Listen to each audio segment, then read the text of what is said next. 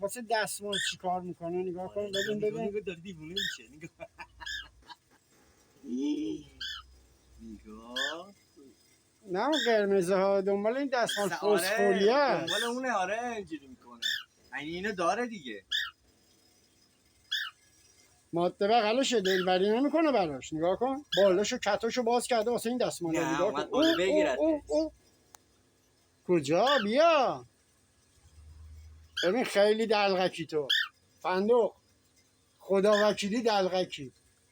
بس آزمتی بیایش پایین بسه چیز کنه نگاه کن الان میادمش اینجا آره اومد پایین تشریف بیار میخوای چیکار تو با دستمال چیکار داری اون آماده است عاشق چیزن فکر کنم رنگشه رنگ پنگیه قربونت برم بیا مال تو مال خودت عزیزم مال تو الهی قربونت برم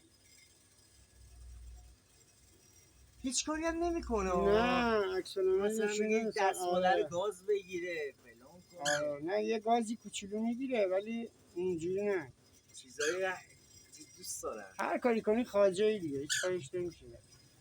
تفلک خانومت بود پیشت نفهمیدی اینا بردارم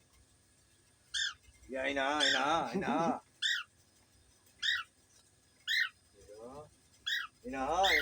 این چی دلبری میکنه واسه دستمال خدایا قربونت برم الهی چیه بردم این براز بکی نگاه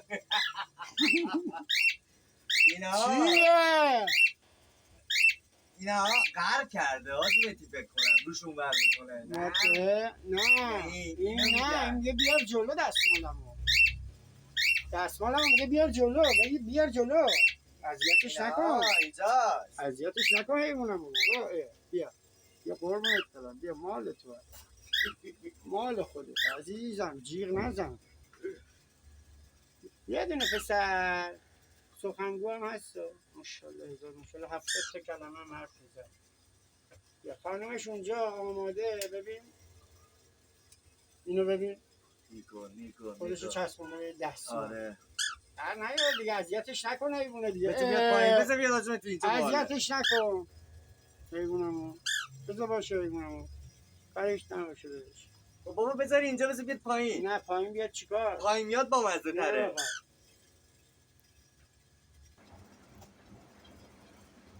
قربونت برم بیا دستمالمو بیار عزیزم بیا دستمال برو اونم دستمال مال خودت